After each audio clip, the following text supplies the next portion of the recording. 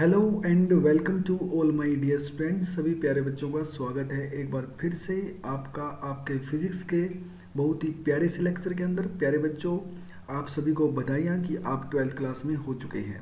और twelfth class का जो आज हम फर्स्ट लेक्चर करने वाले हैं, उससे पहले मैं आपको बता देता हूँ कि फर्स्ट जो लेक्चर होगा उसमें हम कुछ इंट्रोडक्शन करेंगे और आपको बताएंगे कि आप ट्वेल्थ क्लास में क्या क्या पढ़ने वाले हैं। ट्वेल्थ क्लास के अंदर जो आपने स्क्रीन पर दिखाई ही दे रहा होगा कि जो इलेक्ट्रोमैग्नेटिज्म है, ये आपका कम से कम 3 महीने चलेगा। 3 महीने चलेगा इलेक्ट्रोमैग्नेटिज्म। इलेक्ट्रोमैग्नेटिज्म में आप समझ पा रहे हो कि जो कुछ वर्डिंग मुझे लिखी लिखी दिखाई दे रही है कि जो इलेक्ट्रोमैग्नेटिज्म है उसका मतलब क्या, कुछ इलेक्ट्रिक चीज़ों से है और मैग्नेटिक चीज़ों से है। किससे है? इलेक्ट्रिक और मैग्नेटिक चीज़ों से है। मतलब इलेक्ट्रोमैग्नेटिज्म में हमने पढ़ना होगा किसको? इलेक्ट्रिक और मैग्नेटिक चीज़ों को। अच्छा, उसके लिए जो मेन इंपॉर्टेंट चीज़ है, हमें पढ़ना पड़ेगा किसको? चार्ज को। किसको पढ़ना पड़ेगा? चार्ज को। याद करो प्यारे बच्चों, 10th क्लास को। 10th क्लास में इलेक्ट्रिसिटी चैप्टर था, मतलब इलेक्ट्रो मतलब इलेक्ट्रिसिटी। और इलेक्ट्रिसिटी के अंदर जो हमने पहली ही डेफिनेशन पढ़ी थी, चार्ज। क्या कहा था हमने? कि rate of flow of charge is known as current, हमने बात करी थी। ठीक है, तो वहाँ पर भी हम चार्ज पढ़ गए थे। तो आज हम चार्ज के बारे में पढ़ेंगे और चार्ज से क्या क्या हो सकता है वो पढ़ेंगे हम। देखो चार्ज क्या होता है, आपने बताया कि मटेरियल एक ऐसा मटेरियल होता है जो क्या कर सकता है, मतलब फोर्स को एक्सपीरियंस कर सकता है। क्या कर सकता है? फोर्स को एक्सपीरियंस कर सकता है। पॉजिटिव नेगेटिव चार्ज भी आपने सुना होगा।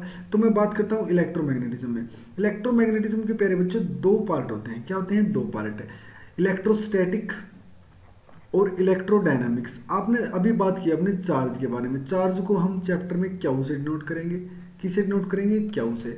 अच्छा, अब बताओ क्यू से डिनोट करते हैं चार्ज को। अब चार्ज वो रेस्ट पे होगा या चार्ज वो मोशन में होगा? अगर आपका चार्ज रेस्ट पे होगा, बेसिकली जो study of charge at rest पे होगा, जितनी बार भी हमें अगर चार्ज रेस्ट पे दिखाई दे तो हम वहाँ पर स्टडी करेंगे इलेक्ट्रोस्टैटिक के। तो उस ब्रांच को बोलेंगे इलेक्ट्रोस्टैटिक। मतलब जहां पर हम क्या करते हैं, चार्ज की स्टडी करते हैं। कहां पर? रेस्ट पर। अच्छा जी, चार्ज इज मूविंग, अगर चार्ज आपका मूविंग में हो तो हम उसको बोलेंगे इलेक्ट्रोडायनामिक्स।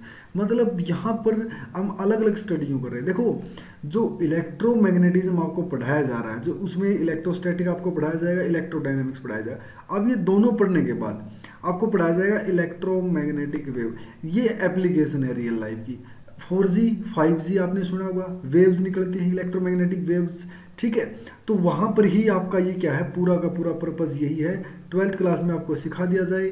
ठीक है, और इलेक्ट्रोमैग्नेटिज्म पढ़ने के बाद आपको पढ़ना पड़ेगा ऑप्टिक्स और मॉडर्न फिजिक्स, देन कंप्लीट हो जाएगा। और मैं आपको बताना चाहता हूँ कि ट्वेल्थ क्लास के अंदर 50% से 70% कवरेज करता है ये आपका इलेक्ट्रोमैग्नेटिज्म। कौन से चैप्टर होंगे? अब एक बात बताओ मेरे को, प्रॉपर्टी ऑफ चार्ज। अगर आप चार्ज पढ़ रहे हो, चार्ज मतलब रेस्ट पे पढ़ रहे हो, ठीक है, और चार्ज आप किस पे पढ़ रहे हो? मूविंग में पढ़ रहे हो। तो ध्यान देना प्यारे बच्चों, जो रेस्ट और मूविंग में अलग अलग प्रॉपर्टी बिहेव करता है, इसलिए इसको अलग अलग पढ़ा जा रहा है कि जैसे जैसे ये प्रॉपर्टी अलग अलग बिहेव करता है।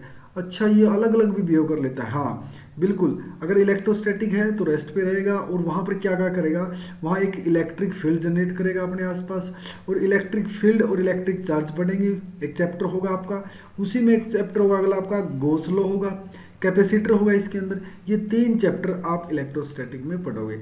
लेकिन इलेक्ट्रोडायनेमिक्स में आपका पहला चैप्टर होगा करंट इलेक्ट्रिसिटी, मैग्नेटिक इफेक्ट होगा, मैग्नेटिक फोर्स होगा और इलेक्ट्रोमैग्नेटिक इंडक्शन होगा। तो प्यारे बच्चों देखो, यहाँ पर आपको जो चार्जेज है उसके बारे में आपने बात करनी है। अच्छा, तो चार्जेज के बारे में आप बात कर रहे थे और चार्जेज में आप क्या क्या पढ़ोगे? एक चार्जेज आपका रेस्ट पे होगा, चार्जेज आपका मोशन में होगा। अगर चार्ज आपका रेस्ट पे होगा तो वहाँ पर प्रॉपर्टीज होंगी, जो उन प्रॉपर्टी को हम इलेक्ट्रोस्टैटिक में कन्वर्ट करेंगे। जहाँ पर मोशन में होगा तो वहाँ पर जो आपके चैप्टर आ जाएंगे, करंट इलेक्ट्रिसिटी, मैग्नेटिक इफेक्ट और मैग्नेटिक फोर्स, इलेक्ट्रोमैग्नेटिक इंडक्शन। और ये आपकी देखो प्यारे बच्चों ये है। अब अगर मैं बात करूँ इलेक्ट्रोस्टैटिक के अंदर, देखो हमने स्टार्टिंग में जो फर्स्ट यूनिट है हमारी इलेक्ट्रोस्टैटिक। अब इलेक्ट्रोस्टैटिक में प्यारे बच्चों जो हमारे जो टॉपिक में वो देख लेते हैं। पहले हम टॉपिक देखेंगे और फिर एक एक टॉपिक को कवर करेंगे, बिल्कुल अच्छे से करें वो कवर करेंगे ताकि आपको समझ में आ जाए। अच्छा, हम बार बार चार्ज कर रहे हैं, चार्ज। अच्छा जी, चार्ज कहाँ पर? एट रेस्ट पर। ठीक है जी, तो रेस्ट पर चार्ज को इंटर करेंगे, स्टडी करेंगे और देखेंगे भी चार्जिंग कैसे होगी, डिस्चार्जिंग कैसे होगी। ठीक है, उसकी प्रॉपर्टीज देखेंगे। यहाँ पर चार्जिंग और डिस्चार्जिंग से पहले इंट्रोडक्शन ऑफ चार्ज में क्या करेंगे, चार्ज की प्रॉपर्टी देखेंगे कि उसकी प्रॉपर्टी क्या क्या है। ठीक है, तो चार्ज की प्रॉपर्टी भी देखेंगे भाई, चार्ज की प्रॉपर्टी क्या है। उसके बाद कूलम्ब्स लॉ होगा, बहुत ही इंपॉर्टेंट टॉपिक है आपका इस चैप्टर का, और इसी के बेस पर आपका पूरा चैप्टर चलेगा। अच्छा जी, फोर्स जो कूलम्ब्स लॉ में कि कूलम्ब्स फोर्स आ जाएगा, इलेक्ट्रोस्टैटिक फोर्स आ जाएगा, उस फोर्स की डिपेंडेंसी देखेंगे मीडियम के ऊपर। ठीक है, और कूलम्ब्स लॉ जो आपने पढ़ा है उसकी लिमिटेशन देखेंगे कि उसकी लिमिटेशन क्या क्या है। इसी फोर्स के ऊपर हम कुछ प्रॉब्लम्स करेंगे जो कि आपकी बोर्ड्स में बहुत इंपॉर्टेंट होती है। अब जैसे चार्ज है ये, अब इस चार्ज मैंने कहा था कोई भी चार्ज दूसरा चार्ज रखने पर क्या करे, कुछ फोर्स एक्सपीरियंस करे, वो बिल्कुल अच्छे से पढ़ेंगे।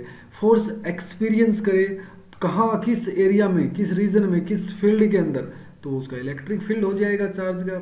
ठीक है, तो इसी इलेक्ट्रिक फील्ड की वजह से आप देखेंगे कि भाई अगर इस एक रोड में क्या इफेक्ट पड़ेगा, कितना चार्ज होगा, पॉइंट चार्ज की वजह से कितना इलेक्ट्रिक फील्ड होगा, सर्कुलर आर्क की वजह से कितना इलेक्ट्रिक फील्ड होगा, रिंग की वजह से, डिस्क की वजह से, ये टॉपिक होंगे आपके electric field due to rod, due to point charge, circular arc, ring and disc. जो आपका 9th टॉपिक होगा इलेक्ट्रिक फील्ड लाइंस होंगी। इलेक्ट्रिक फील्ड लाइन बहुत ही इंपॉर्टेंट टॉपिक, ध्यान रखना, ये आपका 2 से 3 नंबर का कंफर्म एग्जाम के अंदर आता है। ठीक है, अगली जो देखेंगे प्रॉब्लम्स देखेंगे भाई, प्रॉब्लम्स किसके ऊपर, problems related to external electric field, जो इलेक्ट्रिक फील्ड हमने पढ़ा है, और ये जो 4-5 टॉपिक इलेक्ट्रिक फील्ड के अंदर पढ़े हैं, इनसे रिलेटेड हम कुछ प्रॉब्लम्स देखेंगे, ये बहुत ही इंपॉर्टेंट रहेगा। जो उसके बाद बात करेंगे इलेक्ट्रिक फ्लक्स के अंदर, क्या करेंगे, इलेक्ट्रिक फ्लक्स। अब देखो यहाँ पर जो हम लास्ट देखो हमने कहा था इलेक्ट्रोस्टैटिक के 3 पार्ट रहेंगे। 3 पार्ट में कौन सा पार्ट रहेगा, मैंने कहा था कि इलेक्ट्रिक फील्ड रहेगा। यहाँ पर देखो इन 10 टॉपिक के अंदर आपका इलेक्ट्रिक फील्ड और इलेक्ट्रिक चार्ज आपका कंप्लीट हो जाएगा। अगला जो होगा आपका वो होगा, अभी देखो मैंने कहा था गॉस लॉ, जो मैंने सेकंड चैप्टर का नाम दिया था गॉस लॉ, देखो यहाँ पर दिखाई भी दे रहा होगा। तो उसके लिए आपको पढ़ना पड़ेगा पहले इलेक्ट्रिक फ्लक्स, फिर आप पढ़ पाओगे गॉस लॉ। गॉस लॉ की क्या एप्लीकेशंस हैं वो देखेंगे भाई, इलेक्ट्रिक फील्ड आप गॉस लॉ के मदद से निकाल सकते हो। ठीक है, यूजिंग गॉस लॉ आप निकाल सकते हो। कहाँ कहाँ निकाल सकते हो गॉस लॉ की वजह से, आप इनफाइनाइट शीट पे निकाल सकते हो, आप सिलेंडर पे निकाल सकते हो, आप कैविटी पे निकाल सकते हो। यहाँ पर आपके लिए बहुत ही इंपॉर्टेंट रहेगा। इसी से आप देखेंगे इलेक्ट्रिक पोटेंशियल। ठीक है, इलेक्ट्रिक पोटेंशियल बहुत ही इंपॉर्टेंट होगा। और इलेक्ट्रिक पोटेंशियल देखेंगे, देखो पोटेंशियल देखा हमने, इलेक्ट्रिक पोटेंशियल आपने देखा होगा कि भाई एक चार्ज को इनफाइनाइट से उस पॉइंट पर लेके आने के लिए कितना वर्क डन करना पड़ता था, ये हमें 10th क्लास में पढ़े थे। अब इसको अच्छे से पढ़ेंगे, बस इतना सा फर्क है। डेफिनेशंस हम हर पॉइंट की पढ़ चुके हैं, हम इलेक्ट्रिक फील्ड पढ़ चुके हैं, हम चार्ज पढ़ चुके हैं, हम थोड़ा थोड़ा सबके बारे में जानते हैं, लेकिन यहाँ पर बिल्कुल डिटेल में जानें क्योंकि हम 12th क्लास में हो चुके हैं। तो इलेक्ट्रिक पोटेंशियल एनर्जी, अच्छा जी इलेक्ट्रिक पोटेंशियल एनर्जी पढ़ ली भाई। अब हमारे अंदर एनर्जी आ गई। अब हमें कोई भी सरफेस दे दो, इक्वी पोटेंशियल सरफेस, जिस पर सरफेस का पोटेंशियल इक्वल हो। अच्छा, पोटेंशियल इक्वल होगा तो मतलब पोटेंशियल डिफरेंस होगा ही नहीं, मतलब कोई इक्वी पोटेंशियल सरफेस का पोटेंशियल डिफरेंस 0 हो जाएगा। अच्छा, ये बातें भी सीखेंगे, कहाँ पर, इसी चैप्टर में सीखेंगे, बहुत बढ़िया। डाइपोल पढ़ेंगे भाई, आपने केमिस्ट्री में सुना होगा डाइपोल मोमेंट, अच्छा लेकिन वो नहीं है भाई, यहाँ पर डाइपोल मोमेंट फिजिक्स के लिए यूनिफॉर्म फील्ड में क्या होगी, नॉन यूनिफॉर्म फील्ड में क्या होगी। एक आपको डाइपोल दे दिया जाएगा, एक charge plus q minus q to a distance, ऐसे कुछ आपको दिया मिलेगा, ऐसी राम कहानी होगी, बिल्कुल आसान सा टॉपिक होगा। सेल्फ एनर्जी होगी, कंडक्टर का आपको पता ही होगा, मैं नहीं बताऊंगा भाई, ये आपको पता होगा। अरे अच्छा, कंडक्टर हम पढ़ते थे सर, क्या is of flow of electron, अच्छा जी ये कंडक्टर होता है। कंडक्टर के अंदर कैविटी हो जाए तो उसका क्या इंपॉर्टेंट रोल होगा, ये हम देखते हैं। देखो हमने देखे, और एक आपका जो लास्ट टॉपिक बचा, जो थर्ड जो पार्ट होगा इसका होगा कैपेसिटर। क्या होगा, कैपेसिटर। कैपेसिटर को थर्ड पार्ट में पढ़ेंगे। तो इलेक्ट्रोस्टैटिक में 3 पार्ट रहेंगे आपके अच्छे से। तो मैं आपको बता देता हूँ कि इलेक्ट्रोडायनेमिक्स, जो इलेक्ट्रोमैग्नेटिज्म है, इलेक्ट्रोमैग्नेटिज्म का जो मेन पर्पज होता है वो इलेक्ट्रोमैग्नेटिक वेव को पढ़ाने के लिए होता है। इलेक्ट्रोमैग्नेटिक वेव आप तभी सीख पाओगे तब आपको इलेक्ट्रोस्टैटिक और इलेक्ट्रोडायनामिक पढ़ पाओगे। अच्छा, मतलब इलेक्ट्रोमैग्नेटिक वेव को पढ़ने के लिए मुझे चार्ज की जरूरत होगी, चार्ज को पढ़ने के लिए मुझे रेस्ट और मोशन दोनों पर चार्ज की स्टडी करनी पड़ेगी। अगर मैं चार्ज की स्टडी रेस्ट पे करता हूँ तो वो इलेक्ट्रोस्टैटिक कहलाता है। अगर इलेक्ट्रोडायनामिक्स कब कहलाएगा, जब चार्ज को मैं मूव करवाता हूँ। अच्छा, तो वहाँ से प्रॉपर्टी जनरेट हो जाती है। अगर मैं चार्ज को रेस्ट पे लेके आता हूँ तो वहाँ पर इलेक्ट्रिक फील्ड भी आएगा, वहाँ पर गॉस लॉ भी आएगा और वहाँ पर कैपेसिटर भी आएगा। लेकिन अगर मैं चार्ज को मूव करवाता हूँ तो वहाँ पर करंट भी होगा। अच्छा, rate of flow of charge, अच्छा ये करंट होता है सर, ठीक है, तो ये तो फ्लो में आ गया सर, आपका करंट पहले ही आ गया, ठीक है। मैग्नेटिक इफेक्ट, अच्छा आप चार्ज को फ्लो करा रहे हो तो साइड में कुछ मैग्नेटिक इफेक्ट भी प्रोड्यूस हो जाते हैं। 10th क्लास याद करें, बहुत ही इंपॉर्टेंट आसान सा टॉपिक होगा आपके लिए, मैग्नेटिक फ्लक्स। अच्छा जी, मतलब क्या होगा, अब इलेक्ट्रिक फील्ड लाइन किसी को सरफेस को क्रॉस करेंगी, ये देखो बहुत सारी अच्छी राम कहानी हम पढ़ने वाले हैं इलेक्ट्रोमैग्नेटिज्म में, बहुत ही इंपॉर्टेंट। 3 महीने लगभग आपके ये चैप्टर चलेंगे और यहाँ से आपको कवरेज मिलेगी 50 to 70%। ध्यान रखना, ये 5 चैप्टर आपके बहुत ही इंपॉर्टेंट रहने वाले हैं, ठीक है। उसके बाद ऑप्टिक्स होगा, मॉडर्न फिजिक्स होगी, फिजिक्स कंप्लीट हो जाएगी।